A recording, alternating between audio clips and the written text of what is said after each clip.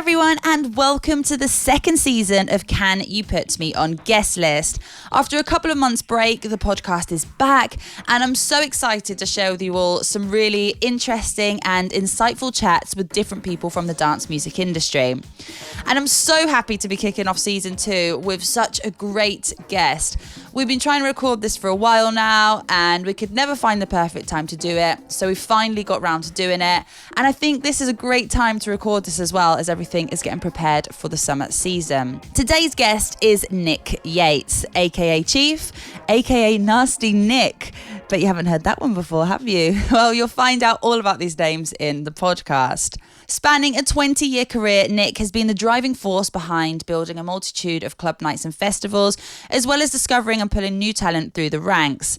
After a successful few years as a promoter in Manchester, Nick moved to Ibiza in 2008, which is where his career properly took flight. After starting at the infamous Zoo Project during his first summer on the White Isle, he soon stapled himself as a promoter who turned heads with every party he put on. Fast forward to 2011, Nick began to work at DC10, and the year after, in 2012, he started working with Paradise, where he's still at today as the worldwide booker. Nick is also the co-founder of the well-known brand and label Kaluki, and is also a passionate ambassador for music against cruelty to animals. I just think in this day and age, it's saturated with a lot of overpriced people and DJs, and we're not paying enough attention to the new kids that are coming through. Definitely. And the new talent, and it's all fresh, new with new sounds. Yeah. And that's what I've been doing it for the past couple of years, bringing new talent through and focusing on that, and that's what I'm really, really proud of. In this episode, we talk about how Nick started out in the music industry, DC10, Paradise and their move to Amnesia, the future of Ibiza, career highlights, and much more. As you can imagine, this was so much fun to record. Nick has done so much and has so much to tell, and there was a lot about him and his career that I didn't know, so I'm sure you'll find this as interesting as I did. Please remember to share and subscribe to the podcast. Season 2 is jam-packed with loads of really interesting guests, and here's the first one. This is Nick Yates on Can You Put Me on Guest List. Right, Nick Yates. Yes, Miss Katie Knight, how are you? I'm very well, how are you? I'm very well, been a busy few weeks, and it's been a long time in coming, but I'm glad we got the chance to sit down. Yeah, we've been trying to do this for like the last few months now, but it's very hard to do stuff like this over summer, isn't it? It is, with the amount of work we've both got going on. Yeah. And last summer was a bit crazy, as always, and this summer's going to be even worse. I know, so we've got to do it now. Yes, I'm happy we have, and it's, I'm sure it's going to be very fun. So let's start off from the very beginning, okay? Oh shit, okay. It's a while back. How and when or why did you start in the music industry? I started out in the music industry when I was 18/19 years of age, in Blackpool, believe it or not. I started going to it was back in the day when it was like house, and then basically the club got shut down, and my mate opened a hip hop night, and I started work there. Like, I had a massive fallout with my mum. It was well weird. I had a massive fallout with my mum, and I moved to Blackpool from Lytham, where I'm from, and I got a job working behind the bar there, and I just thought, do you know what, sack this, I'm not working for anyone. And I asked the guy, my mate who was starting the night, if he wanted a partner, and then I started a hip-hop drum and bass night when I was like 18 just coming on to 19, 18 going on to 19. And how long were you doing that for? I was doing that till I was 21, 22. Late 21. And then I basically moved on from that and went into bartending. I bought my own bar, actually, believe it or not. Oh, very nice. It's a long ass story. I bought my own bar, believe it or not, when I was 21, 22. Is this in Blackpool? No, it's in Preston. Oh, it's in Preston. I bought that and did that for 18 months, spent all my money on cocaine and strippers. I'm not lying to you either. And then had a massive fallout with my brother, and then moved to Manchester. And that's when I started Kaluki. And so straight away you moved back to Manchester and then you started Kaluki. Well, I moved to Manchester because I don't live in Manchester. I live like 50 miles away on the seaside where the old people live. And then I basically got involved with Kaluki. Yeah. How did Kaluki start then? Kaluki started in, it's 14 years now. It was started originally between myself and my business partner, Lee Spence. And then we did one show. I went away to Ibiza. And then came back from Ibiza, and then we took it on full time and started doing a monthly at Sankey's, And I remember when we started, the first monthly we ever did was Oliver Hunterman, Margaret Dygas, and yeah, we sold it out. What mad, that was like 14, well, Wow. years ago. Yeah, it was a long time ago. And then you eventually came here to Ibiza, which was when? 2008, my first full, yeah. My first time I ever came was 2005. I think I've got a video. Somebody sent me a video of it. I've got a video of it. Oh, I need to see that. I'll show it on my phone. It's bad. It's embarrassing. It's really embarrassing. But yeah, my first season was 2008. Yeah. 2008. So when you came to Ibiza, did you know what you were going to do? Did you have a plan in mind, or were you just like, I'm just going to go for it? I've winged it, absolutely winged it. So I was in Manchester doing I wasn't even doing it. It was before I started a night called Division before I did Kaluki. It was a night called Division at a club called Area 51, and it was they only did 2 shows, but they were good. But I don't know. It was and then I just had enough. I was like, right, I need something new. I need something fresh. And I'd split up my ex-fiancée. Oh, no, fiancée. Oh, never knew that. Well, no, it's an ex-fiancée. I've been engaged twice. I'm like the runaway groom. Mad, isn't it? I know. 3rd time lucky and all. But yeah, what do you call it? So I split with her, and then I came straight to Ibiza. And I was speaking to a mate of mine called Chief, believe it or not. Not just Chief. Chief. And yeah, he put me in touch with Charlie Chester. Now, I lived with him, and Charlie Chester got me a job working on the door at Eden. I was known as Nasty Nick on the door at Eden. Is that really what you were known as? Nasty Nick? So what happened is then I did remember you were just talking about, do you remember Danny Savage? Yes. Right, so before Zoo Project ever started properly, it was like AD did a party in Area 51, the club that I was running, in 2007. Basically, it was just when the Zoo had done like a few workers' parties, and it wasn't even called the Zoo Project. He'd done an idea of a few workers' parties. And he did a party in Area 51. I remember kicking him out of his own party at Area 51. I didn't know who he was. And it was he was non-existent. Then there was Danny Savage, who's done a party called, oh my God, I can't remember. He had a party anyway. And he was like, could you come into a beat? He was like, yeah. And he said, do you want to work for me? And I was like, well, I don't really want to work for you. I'll speak to you when I get out there. And anyway, I got out there and I went to the opening of Mambo and I bumped into AD, who obviously owns a zoo, and we pretty much went up from there. And that's how I started in Ibiza with the Zoo Project after the first day of landing in Ibiza at Mambo opening. That's how you do it. I know, and then I was known as Nasty Nick on the door at Eden, so I worked 7 days, 6 nights in my first season, yeah. Nasty Nick. On the door, You're so nice. I can never see anybody calling you Nasty Nick. Verbal assassin. What shit. Why did they call you Nasty Nick? What did you do that was nasty? Oh, basically, it was my worst day of the week. It was Judgment Sundays, Judge Shaw's Judgment Sundays, right? And obviously me not being a fluffy boot hard house guy, and it was always the Sunday after the Saturday of Zoo, wasn't it? So obviously you were nasty. Take a little session, you know what I mean? The next thing you know, you're working Zoo, afters, obviously carried away with yourself being the first season, and yeah, if the judge does budge, if you don't let his brother into Judgment Sundays, put it that way. So yeah, I was known as Nasty Nick on the door at Eden for my first summer on Judgment Sundays. When did Chief come into it then? Right, Chief came into it by a guy who I met over here, who we called Chief, but I'm going to tell you a little secret. All right, this is all about secrets. I'm not going to lie to you, right? So basically basically social media's made the world 10 times smaller. Yes. And obviously being the job that you're in, I'm very sociable, meet a lot of people. 90% of the people I meet, I can't remember the fucking name. I'm not going to lie.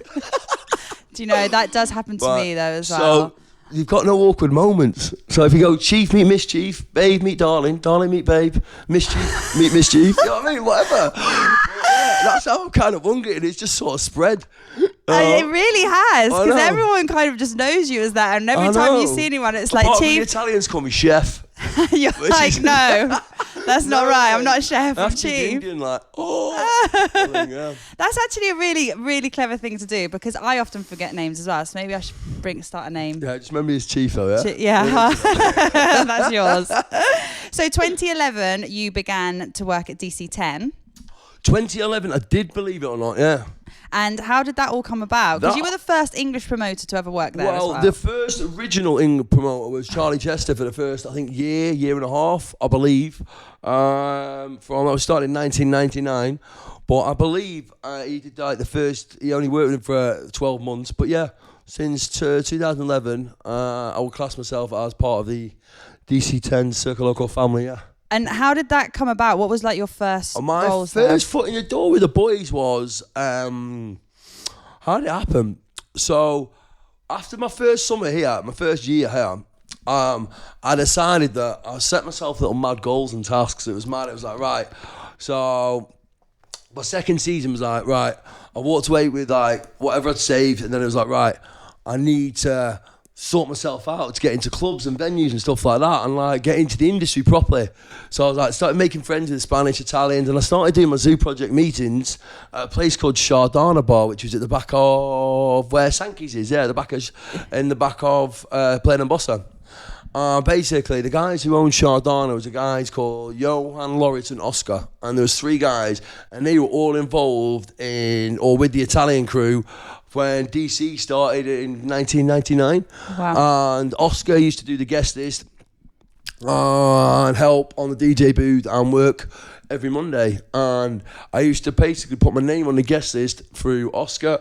I used to ask like somebody else. There used to be 3 people that I asked. So they were like, who is this Nick Yates that keeps coming on every single week? Who is this guy? They're like, haven't you heard of Nasty Nick? And they were like, who is this guy? And anyway, at the time, I had a fiance. Is this the first or the second? Well, no, it was my second one called, I won't be mentioning. Yeah, I used to cruise around and go into every Monday. I used to go firm-handed with her, all her friends, all my friends, who were majority girls. And I used to cruise around, just rolling to DC, like, fully loaded with loads of, like, smoking hot young chicks. I was only young at the time. And, all English. And at the time, there wasn't many, like, an English takeover at the club. Yeah. And I just sort of snowballed and rolled in from there. And plus, then in the winters, when I was back in the UK, I was doing all the bookings and doing Kaluki at Sankey's. And obviously helping Circle Loco over at Sankey's in the UK, put some Circle Loco shows on and things, and did many big events there, and it just sort of snowballed and went on from there. So. And after that first year, so you'd been there for just 1 year, and is that when Paradise then started at DC10? Yeah, Paradise started at DC10 2012. It was our first year, so that came about, that role originated between Anto and Will and Jamie first, and then they brought me in, well, as soon as he agreed a deal, and I think I brought him in like, I think it was May of 2012, and I came in as and started up with Jay. I went from there, and like in the first year, the first 4 years was like everything from booking, staff, lineup, everything. So it's been good. And talking of Paradise, today they have announced that they're moving after 8 years from DC10 to Amnesia. Yeah. Tell us about the move. There's not really much I can say about it, to be fair. It's been it's a bit of an era, a bit of an end of an era at DC. DC is always going to be in my heart from start to finish. I've been there for a long, long time. They're still my family. There's been no hard feelings. But it was not a decision that was made lightly. And it was made on just a few facts and a few things and goals and stuff. And it was talked between the team. And it was something that Jamie felt passionately about and wanted to do. So obviously it's been made, it's been announced today, and I've read the feedback. The feedback's really good. Yeah. And the lineups I've booked, I'm not going to lie, are pretty fucking good. I bet they are. I can imagine they are. I'm not going to lie. I've actually, I'm really looking forward to launching them because I've absolutely nailed it, I think. Amazing. Well, I hope so, anyway. I'm sure you have. You know what? I think it's a really good year for this change as well. So I feel like 2020, I feel like there's lots of different changes on the island, and it just feels right for it to be this I hope shit. so. Do you know what I mean? I hope there's a lot of changes. Obviously there's always venues changing nights and things are changing nights. I just wish the government had changed the 7 p.m. or the 7 a.m. curfew. I know. Just something that's an absolute buzzkill, but never mind. I know. So do you find, obviously you're super, super busy all year round. Do you find that you're more busy throughout the winter, like getting everything organised for the summer, or is summertime you're like full on time? Summertime, I'm a busy fool because I'm busy, but I'm island busy, which means you're a busy fool a lot of the time on the island. You're doing, but like in the normal world off the island in the winter, what it takes you to do in a day, it'll take you about fucking 2 hours probably to do in normality. Yeah, and the winter's just like a confusion of looking after people, putting your event on, friends being over, family being over. But yeah, I mean, I don't spend my time that wisely in the summer. But this summer I'm going to spend a lot more time relaxing, chilling, and trying to take it easy. As I'm getting too old for the shit, you know what I'm saying? Oh, you're so old. But in the winter, yeah, I do find I'm glued a lot more to my emails in the winter, obviously, to get the bookings and all that. Yeah. Every year it gets a lot harder due to politics, more nights, more people starting events and stuff. So, yeah, I mean, I spend a lot more time glued to the laptop in the winter. And that's why I like to travel in the winter, because I like to use my laptop in nice surroundings. And you know what I mean? Yeah. I don't want to be sat in the UK -2, depressed, glued to my laptop. Yeah, definitely. No offence, we're not living in the UK, sorry. We're just sat here in Ibiza. It's really nice and warm. Just doing the interview from my room. Yeah, exactly. Wicked. And you obviously have so much on your plate. So with Paradise, you've got Kaluki and all the million things that you're involved in. How do you balance out all of your projects? How do you organise yourself? Right, well, I'm not going to lie to you. I finally put one of the best teams I've had to date together, because for the past 2 years I've probably been on the edge of nervous breakdown / head falling off completely. I was a one-man band, well, not a one-man band, I've had a team, but not like some people behind me that I can trust and take the weight off my shoulders. So we've taken a lot on, but I've just taken on a new team this year. I've got obviously my business partner, 14 years, which is Spenny. Yeah. But he's got his own things going on, so that's just me and him for Kaluki. We've been business partners, and we will be for obviously till probably the day we decide to stop doing things. But the team that we brought on board is my new worldwide booker and assistant, Erica. And my business partner in other ventures. We brought Joey on board, who's my business partner, Electric Party People, and We Are The Noise. Basically, he's on board, and he's my events manager for our new, I think we've gone to 11 to 13-day residency we're doing this summer. Amazing. I know. Shit, they're back. Congratulations. Thank you very much. It's been a long time in coming, but we've finally screwed our bollocks on this year and actually gone in for it. My arse is going a bit like a camera lens, but no, but we're going to be up for the challenge. It's about time. I mean, don't get me wrong, it's a risk, but we're going to go for it anyway, yeah. Can you give more details about the residency? I can give you details, yes. Not anything. We're about to launch it. We're doing a 13-day residency this summer with Kaluki. It's going to be opening from July to September. Can't give you the dates, but the lineups are absolute Bobby Dazzlers, I'm not going to lie. Yeah. And the venue and everything will be revealed within the next week to 10 days. Amazing. But yeah, another one I'm very, very proud of what I've done for that one. Yeah. Of course, especially as you said, how many years did you say Kaluki's been? I believe 14. This year is 15, we're on to our 15th year. 15, yeah. And everybody knows how hard you work, and especially here in Ibiza. So this must be such a proud moment. It's proud, but at the end of the day, I'm still nervous, very nervous, because no matter how big a brand is around the world or anywhere around the world, Ibiza's always a test. It's not the same as the rest of the world, you know what I mean? Because there's that much competition in such a small period and a small area, you know what I mean? Yeah. And it takes a lot to work on the island, you know what I mean? So I'm nervous but excited at the same time, and it's been a long time in coming, so we've got everything now, right team, right bookings, everything ready for the summer, yeah. Do you think to have a residency in Ibiza, you need to have the experience of living and working set of bollocks, yeah. An iron set of bollocks, Do you think if you had never worked here in Ibiza and lived here in Ibiza, it would have been really difficult to get to where you to this point? 100,000,000%. This island's very, very, very political. It's very, very difficult. And it works separately towards the rest of Clubland. You've got to know what you're doing. You've got to know what weeks work. You've got to know what, obviously, because the island's it's changed a lot. I mean, everything's changed a lot, but also DJs have got more expensive, and all the clubs now have all got the same sort of sound. Everything everywhere. Yeah. I mean, don't get me wrong. There's more people booking the same shit, you know what I mean? It's for me, obviously the reggaeton's the new stuff that's in the site, but I remember back in the day when I first came here, there was obviously set certain nights of set certain sounds and DJs, you know, there was obviously, when I came back here, back in the day, it was what was it, DC 10 Cocoon Monday, yeah, and then before we even started Paradise, it was certain days, what was it on a Friday? It was Eric Murillo Thursdays, Fridays. It was what they call Swedish House Mafia and stuff like that. What we called Swedish House Mafia. Yeah, you know what I mean? Yeah. It was a passion, but that was fucking way back in the day. Now it's everything's certain the same old stuff. So do you think it's a bit repetitive? Yeah, it's honestly, for me, it's whether it's so-and-so doing that, so-and-so doing that. It's very, very samey. And the whole island is very, very samey. But the sound is, you know what I mean? It's like... Do you think that there's enough people coming here for everyone? No. Okay, I don't, so it's a problem, basically. Yeah, the island numbers have dropped out their arse. Yeah. And the island numbers have dropped out their arse due to the price of the island itself. It's the most expensive place in the world in peak summertime. Yeah. And it's madness. It's crazy. And don't get me wrong, like, it's all well and good, obviously, money, but, like, just remember, the kids that all buy the music at Beatport and are the ones that stood at the front of the DJ box that come and pay the tickets and are the first in the clubs, are the kids that have all worked not 9 to 5, but have normal lives, normal jobs, and you know what I mean. And they're that are ticket paying public, and they can only afford to make it like a week trip max once a year. Definitely, with all of their savings. I know, it's all of their savings. It's like it's mad. It is, and I just think. Honestly, something's got to happen soon. Otherwise, it's going to be it's going to become a serious problem.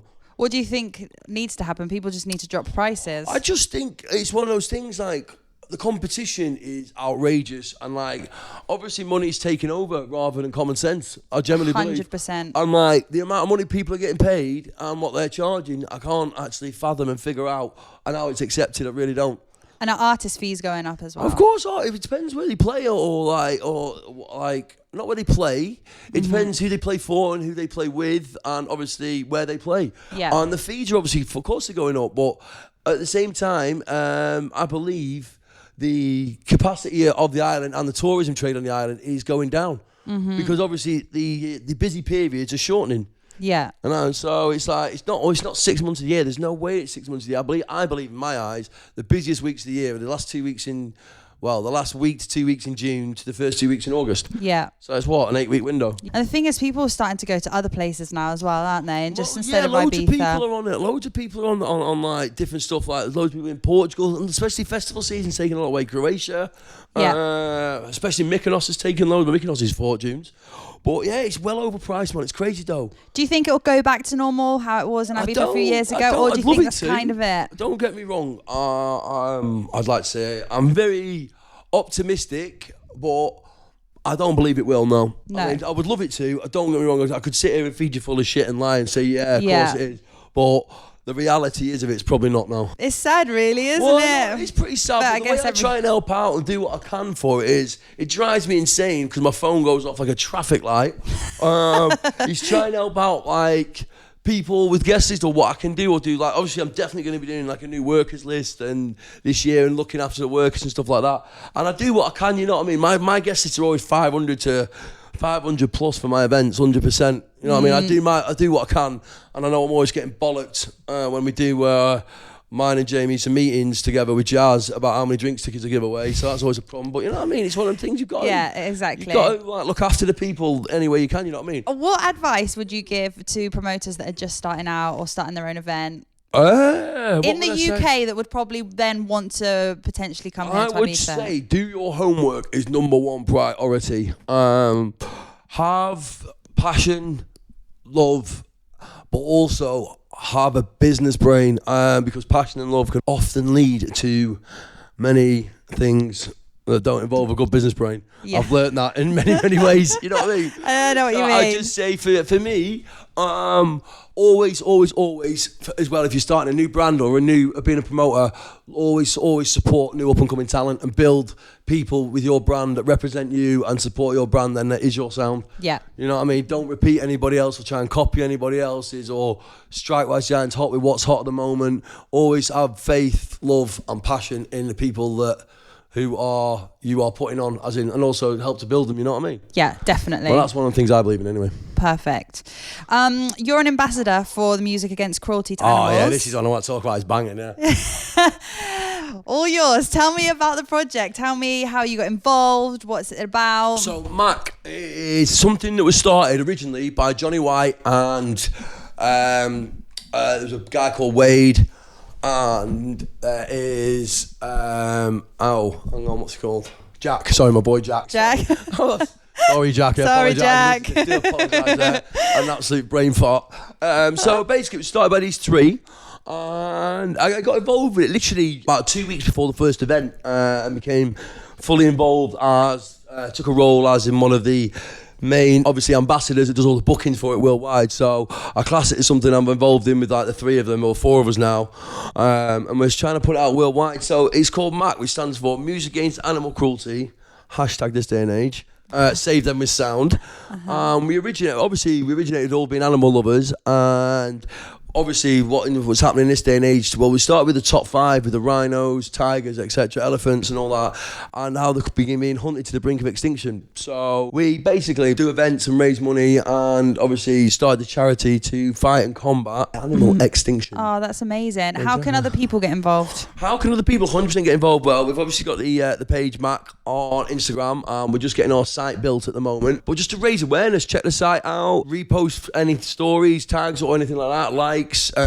Just take interest into it all. Any events we do up and doing, just raise awareness. That's the whole thing. We want to raise awareness, and the more awareness you raise, hopefully the more impact you have. Oh, that's such a great project. Well, really I hope cool. so. Yeah. Well, the stuff. Well, I have a massive passion for the Yulin Dog Festival in China. That's one thing I am Jedi Knight against. You know what I mean? Yeah. So I want to start. Well, that's the next move on to that. But thank you very much. I appreciate it. Amazing. Is there anything in your career that you haven't done yet but you really want to do? That's a big question. Yes and no. I'd like to do some more stuff in America, in the States. Yeah. I've done a lot of stuff, obviously, Europe, worldwide, and stuff. Not worldwide, but a lot of stuff in Europe, Ibiza, everywhere, in UK especially. I've done quite a lot in America. Obviously, I've got a massive involvement in shares in BPM. I'm just taking over. Yeah. So what's happening with BPM? So we're just in the middle of doing the process for the booking for BPM Portugal. BPM Costa Rica was absolutely fucking outrageous. It looked amazing. It was something that I'm very, very, very, very proud to be involved with, especially after what's happened in Mexico. And there was a lot of pressure, and obviously people... What made it so good? The location, the weather, the music, the people. It was like a virgin. It's like the festival just started. We literally gone into the jungle, a space of land in the jungle. We actually cut the jungle down and replanted all the trees.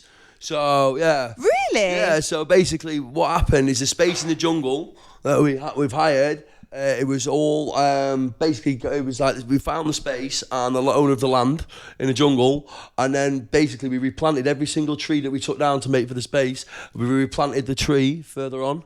Wow, I didn't know that. That's so wicked. It's eco-friendly, 100%. Nice. There was no plastic straws, no nothing like that. It was all paper. It was all eco-friendly, yeah. Amazing. And so do you see how it is like Save Tulum, the clean-up of Tulum in January, then they told me all plastic.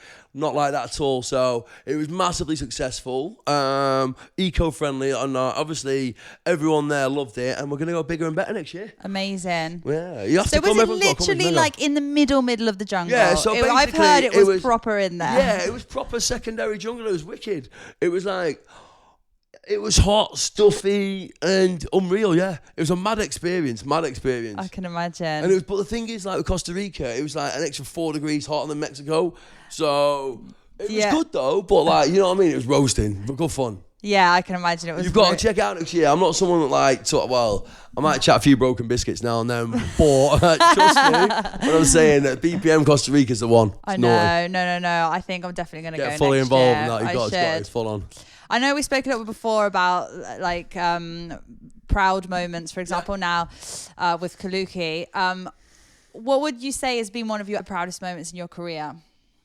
Do you know what? I've had quite a few, to be fair, and I'm pretty proud of like everything I've done. I've achieved. I'm a bit of a realist. I'm down to earth. Like I only look at myself as big as the people that come and support my parties. You know what I mean? Like I'm as long as people are still I've been in the industry 20 years and I'm still selling out venues and gaffs with events and stuff like that.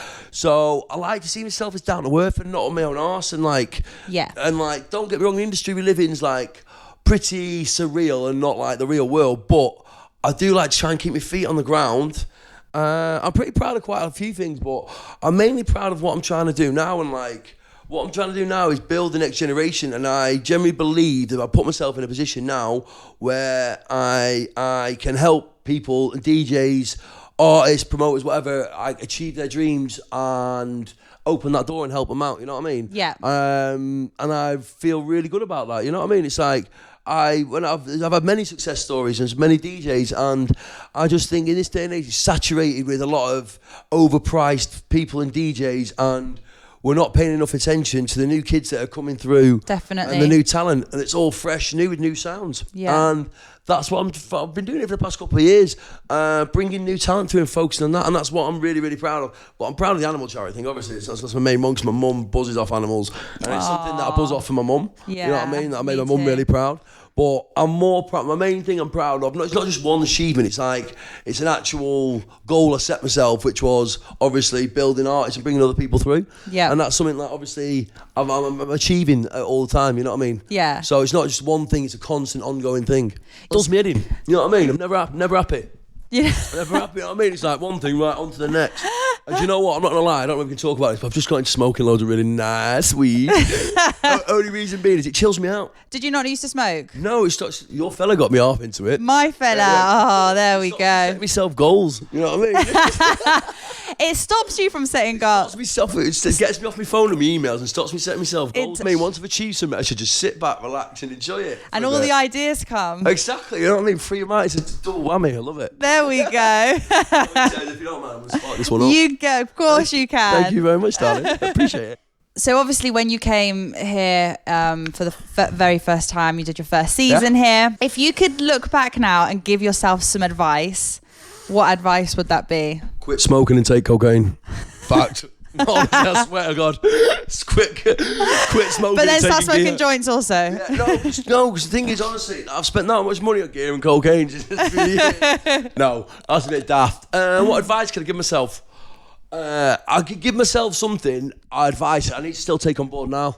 What's that? Learn to switch off more, relax, and take time out from work. Are you getting there? Yeah, learn to switch off and have me time. Yeah. If I could go back now, I'd probably try and teach myself to do that more routinely from the start. I honestly think it's literally one of the most important things to be Look, productive. I'll try to learn to calm and meditate or do something like, Yeah. you know what I mean? Because I've got at the moment, like, I can't do it, and I wish I'd learned like back in when I first started out to do it. Yeah. You know? So It is it really would have made my important. life a lot easier, but now it's just a bit hard. Have you isn't ever done yoga before? I've done it for a bit. But it wasn't really my bag. I did hot yoga for a bit. Oh, yeah. Do you know what I mean? I sound, but I don't know. It's a bit all, I don't know. It's good for your I'm mind. impatient. That's what it is. I mean, But you do a lot of boxing. I try to, yeah, but I've got like a 5-round stamina. You know what I mean? Again, the cocaine and the cigarettes, again, it's affecting my boxing skills. So going back to what you said, cocaine and cigarettes. Oh, Nick. Yeah, me, tell me about it. I know. Oh, Nick. Okay, obviously this podcast is called Can You Put Me on the Guest List? Oh, God, yeah. Right? And I think if there's anybody in this industry that has the has ammo been phone. asked for guest list the most in his life, I think it will probably be Tell Nick me about Yates. it. I know, tell me about it, yeah. So I ask all of my guests on this podcast, can you give us a guest list rule? Guess this rule.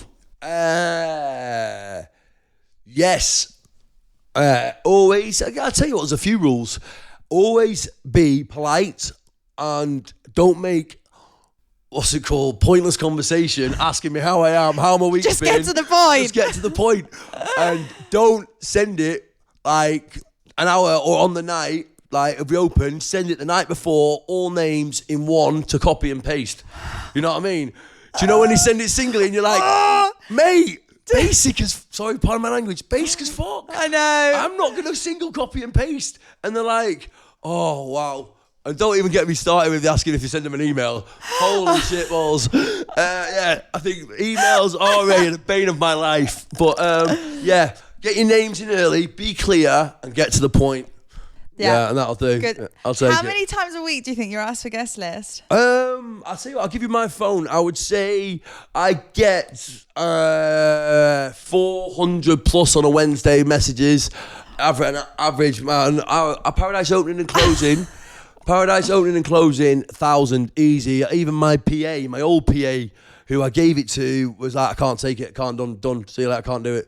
And yeah, it starts daily in Ibiza. I get 50 to 70 WhatsApp messages. Nick, that is insane. And that's no word of like, you can ask anyone on my phone, just sits there. I would have so much anxiety. No wonder why. I think I've got a new PA. Yeah. It's all on you now. Nailed it. Nailed it. Is there anything else you want to chat about? Love peas and sausages, no, I'm all good, Love peas and sausage. I think I've nailed it. It's been pretty good, I've enjoyed it. I've really enjoyed it. Is there anything you want to know that's like, do you know what I mean? Dig deep or anything like? Well, do you know there was a lot of things I actually didn't know about you. I didn't know your roots, where you started off, when you came. So it's been really nice to find out all about that. I could sit and bore you for hours with all the details. But You've got loads to talk about. We did say we're going to do another one soon, though, didn't we? 100%. About Kaluki. Yeah, I'll be buzz off that. Yeah, it'd be really cool. We'll do another one. I really enjoyed it. Yeah. I like the sound of my own voice. He does. Listen to that voice. I love it. Nick, thank you so much. Thank you very much indeed, babe. And congrats on everything you're doing. I appreciate it. And thank you very much for your time. Of course, always. It's going to be a good year. All right, thank you. Big love, beautiful. Bye. Mwah. Thank you. Bye.